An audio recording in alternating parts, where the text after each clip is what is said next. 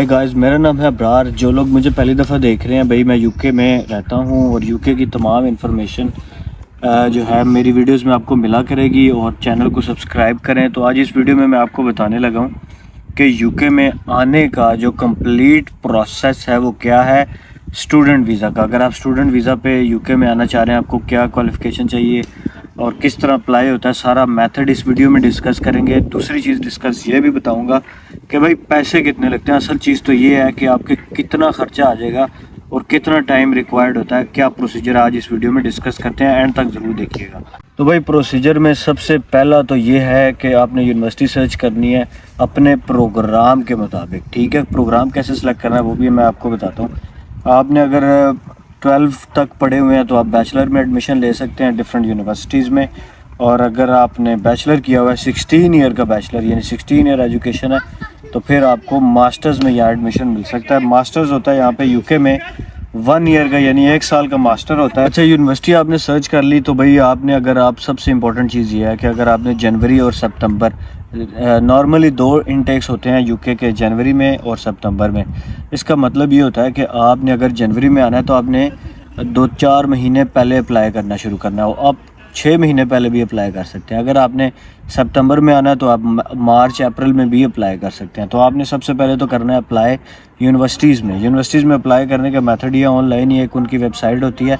हर university की website पे जाके अप्लाई ऑनलाइन करना है। जो भी आपसे वो डॉक्यूमेंट्स या इन्फॉर्मेशन रिक्वायर्ड होती है आपने वो जमा करा देनी है। जो फ़ीस होती है यूनिवर्सिटीज़ की, अगर आप बैचलर करने के लिए आ रहे हैं या मास्टर करने के लिए आ रहे हैं, मुख्तलिफ़ यूनिवर्सिटीज़ की मुख्तलिफ़ फ़ीस है। तो चीपेस्ट जो फ़ीस है वो तकरीबन हुल यूनिवर्सिटी ऑफ हुल की मैं बात करता हूँ 8000 ईयर यानी 1 साल की मास्टर की तकरीबन 8000 होती है।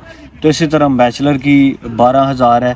तो डिपेंड करता है, किसी की 12000 होगी, किसी की 8000, 10000, 15000 भी हो सकती है, 16000 और भी महंगी यूनिवर्सिटीज़ भी हैं। तो ये डिपेंड करता है आप किस यूनिवर्सिटी में आना चाहते हैं। मेरे ख्याल से यूनिवर्सिटी का इतना कोई मैटर नहीं करता कि कौन सी यूनिवर्सिटी में आ रहे हैं, बस यूनिवर्सिटी सस्ती होनी चाहिए। सारी यूनिवर्सिटी यहाँ पे तकरीबन एक जैसी ही होती हैं। यूनिवर्सिटी में जब आप अप्लाई कर देंगे तो उसके बाद यूनिवर्सिटी आपको देगी ऑफ़र लेटर। यूनिवर्सिटी में अप्लाई करने के लिए आपको डॉक्यूमेंट सिर्फ अपने चाहिए, जो आपकी डिग्रीज़ वगैरह हैं। आपको ये नहीं चाहिए कि आपके पास, ज़रूरी नहीं है कि आपके पास आइल्स हो। आइल्स का जो बैंड है वो कितना रिक्वायर्ड होता है वो डिफरेंट यूनिवर्सिटीज़ पे डिपेंड करता है। कोई 5.5 भी एक्सेप्ट कर लेती हैं, 6 भी कर लेती हैं, 7। ज़ाहिर है फिर ज़्यादा, जितना ज़्यादा होगा उतनी बात अच्छी बन जाती है। तो आइल्स का स्कोर अगर आपका बेटर होता है तो आपको स्कॉलरशिप भी मिल जाती है। अच्छा, स्कॉलरशिप्स कुछ यूनिवर्सिटीज़ वैसे भी देती हैं। अगर आपका मास्टर में जब आपने अप्लाई कर दिया है आपको एक ऑफ़र लेटर आ जाता है। ऑफ़र लेटर 2 टाइप्स के होते हैं, या तो होता है कंडीशनल या अनकंडीशनल। कंडीशनल का मतलब है उसके ऊपर कोई शर्त लिखी होगी। अगर आपने आइल्स नहीं जमा कराया हुआ था तो उसके ऊपर लिखा होगा कि जी कंडीशन ये है कि आप पहले आइल्स पूरा करें, उसमें इतना बैंड होना चाहिए, उसके बाद हम आपको अनकंडीशनल लेटर देंगे। वो लेटर आपके पास आ गया, इसका मतलब है कि आपके पास एक ऑफ़र आ गई है यूनिवर्सिटी की तरफ से। यूनिवर्सिटी में अप्लाई करने के कोई पैसे नहीं लगते, कोई इनिशियल फ़ीस नहीं है, अप्लाई फ्री कर सकते हैं। तो आप सारी यूनिवर्सिटीज़ में अप्लाई कर दें, जहाँ जहाँ से आपको ऑफ़र आती जाएगी उसके बाद आप उसमें से सेलेक्ट कर सकते हैं। उनकी फ़ीस देख सकते हैं किसकी कितनी फ़ीस है। उसके बाद आप देख सकते हैं कि जी कौन सी यूनिवर्सिटी ऑफ़र आने के बाद स्कॉलरशिप ऑफ़र करती है। ऐसा भी होता है कि आपको ऑफ़र आ गई, फिर उसके बाद आप स्कॉलरशिप्स के लिए भी अप्लाई कर सकते हैं। उसी यूनिवर्सिटी की वेबसाइट पे जाएंगे और वहाँ डिफरेंट टाइप्स की स्कॉलरशिप्स होंगी। उन स्कॉलरशिप्स में जनाब आप डिफरेंट में अप्लाई करते जाएँ। हो सकता है आपको कोई स्कॉलरशिप मिल जाए, फुल स्कॉलरशिप भी मिल सकती है, पार्शल भी मिल सकती है। फिर भाई आपने आइल्स तो करना ही है। आइल्स के तकरीबन 40 से 50 हज़ार रुपीज़ यानी कितने पाउंड डॉलर में होती है उसकी फ़ीस, वो आपके लग जाते हैं। टीबी टेस्ट आपने करवाना होता है मेडिकल का, उसके अभी आपके पैसे लग जाते हैं। टीबी के तकरीबन 10-12 हज़ार 15 हज़ार लग जाते हैं पाकिस्तानी रुपीज़ में। उसके बाद जब आपने कोई यूनिवर्सिटी सेलेक्ट कर ली, लेट्स सपोज मैंने 10 यूनिवर्सिटी में अप्लाई किया था, 5 में ऑफ़र लेटर आ गया, उसमें से मैंने 1 सेलेक्ट कर ली। उस यूनिवर्सिटी को मैं फिर इनिशियल डिपॉजिट जमा कराता हूँ। हर यूनिवर्सिटी का एक इनिशियल डिपॉजिट होता है। इनिशियल डिपॉजिट का मतलब होता है कि एडवांस फ़ीस आपने देनी होती है। अगर फॉर एग्ज़ाम्पल 12,000 फ़ीस थी साल की, तो उसमें से मैंने जो इनिशियल डिपॉजिट दिया है वो उसके ऊपर लिखा होगा ऑफ़र लेटर के ऊपर कि इनिशियल डिपॉजिट आप इतना दे सकते हैं। 4000, 5000 इनिशियल डिपॉजिट आपका चाहिए होता है ज़्यादातर।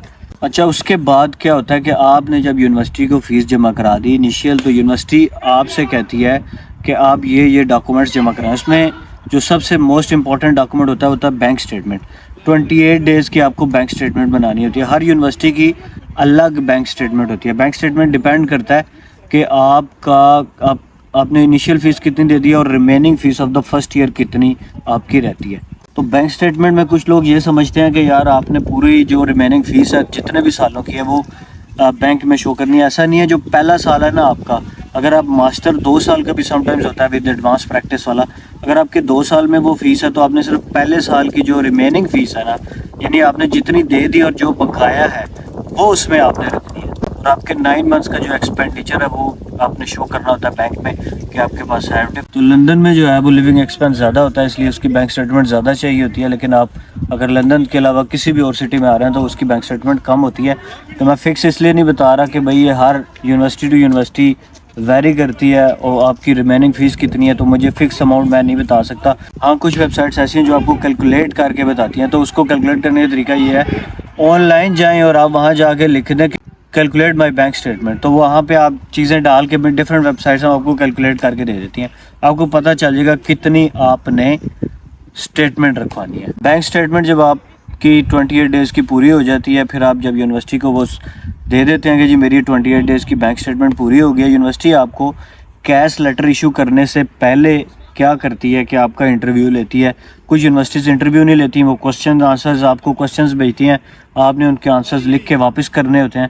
यूनिवर्सिटी ये अंदाज़ा लगाती है कि क्या इस बंदे को वीज़ा लग जाएगा कि नहीं, हमारी सीट कहीं ज़ाया तो नहीं हो जाएगी।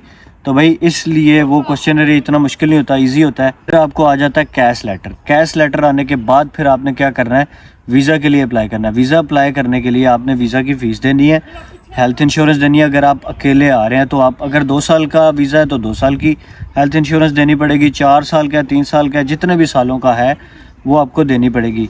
PSW का मतलब, PSW एक चीज़ होती है जिसका मतलब होता है पोस्ट स्टडी वर्क वीज़ा। जब आपकी स्टडी कंप्लीट होती है बैचलर या मास्टर की, तो यूनिवर्सिटी आपको 2 साल का वर्क वीज़ा देती है। उसकी आपने हेल्थ इंश्योरेंस नहीं देनी, आपने सिर्फ स्टडी वाले टेन्योर की हेल्थ इंश्योरेंस देनी है। हेल्थ इंश्योरेंस होती है स्टूडेंट्स की 470 पर ईयर। तो आप जितने सालों का आपका प्रोग्राम है, अगर 2 साल का है तो आपने 470 मल्टीप्लाई बाय 2 कर लें, वो आपने हेल्थ इंश्योरेंस पे करनी है। फिर उसके बाद आपने वीज़ा फ़ीस भी देनी होती है, वो भी मैं नहीं बता रहा क्योंकि वो चेंज हो जाती है समटाइम्स। तो अभी मुझे नहीं पता एग्जैक्टली कितनी है, वो गवर्नमेंट की वेबसाइट से आपको पता चल जाएगी वीज़ा फ़ीस कितनी है। वीज़ा के लिए आप अप्लाई करते हैं, तमाम डॉक्यूमेंट्स की एक मोटी सी लिस्ट बना के आप वीज़ा के लिए अप्लाई कर देते हैं। आपका डिसीजन आ जाता है विदिन 2-3 वीक्स और आप वहाँ से यहाँ आ जाते हैं। तो भाई ऑलमोस्ट जो मिला जुला मिला के सारा ख़र्चा ऑलमोस्ट मैं आपको बता दूं, अगर आप मास्टर के लिए आ रहे हैं तो तकरीबन आपका, अगर आप एक बंदे हैं तो पाकिस्तानी रुपीज़ में तकरीबन 20 लाख से लेके 25 लाख 30 लाख तक लग जाता है। डिपेंड करता है आपकी कौन सी यूनिवर्सिटी है। अगर मज़ीद चीपेस्ट यूनिवर्सिटी हो तो 15-16 लाख में भी आप यूके में आ सकते हैं। अच्छा, इस सारे प्रोसीजर में मैं आपको एक एडवाइस करूँगा कि अगर आप स्टूडेंट वीज़ा पे आना ही चाहते हैं तो आपने करना ये है कि आपने ख़ुद अप्लाई नहीं करना, आप अप्लाई करें किसी कंसल्टेंट के थ्रू। और कंसल्टेंट कौन सा कंसल्टेंट होगा जो आप कहते हैं कि सही होगा, तो हर यूनिवर्सिटी की वेबसाइट पे उनके ऑफिशियल रिप्रेजेंटेटिव का नंबर लिखा होगा कि पाकिस्तान में इनका ऑफिशियल रिप्रेजेंटेटिव ये है, इंडिया में इनका ये है, बांग्लादेश में इनका ये है। तो भाई उनकी हर यूनिवर्सिटी की वेबसाइट से जाके ना वहाँ से निकालें कंसल्टेंट कौन है। वो आपसे फ़ीस नहीं लेगा, कोई चार्ज नहीं करेगा।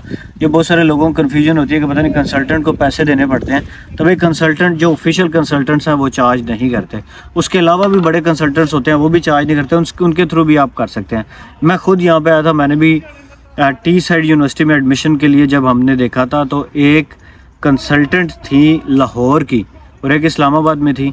तो मैंने उनका नंबर निकाल के, वैसे अप्लाई तो हमने खुद किया था लेकिन जब अप्लाई करने के बाद मैंने अपना केस उनको दे दिया था, क्योंकि बहुत सारे डॉक्यूमेंट्स ऐसे थे जो कि अब मुझे नहीं पता था, लेकिन उन्होंने बताया था कि भाई ये डॉक्यूमेंट्स भी साथ लगाने हैं। जो वेबसाइट पे लिखे हुए थे वो तो मैंने लगाए थे, लेकिन कुछ एक्स्ट्रा डॉक्यूमेंट्स लगाने से आपका केस मज़ीद स्ट्रॉन्ग हो जाता है। तो भाई इस तरह की मज़ीद वीडियोस देखने के लिए सब्सक्राइब कर दिया करें। किसी को कोई भी प्रॉब्लम होती है मैं सबको हेल्प करने की कोशिश करता हूँ। कमेंट में आप मुझे पूछ सकते हैं, कोई भी क्वेश्चन मैं आप ज़रूर आंसर करूँगा, लेकिन चैनल को ज़रूर सब्सक्राइब करिएगा। मिलते हैं अगली वीडियो में, बाय बाय।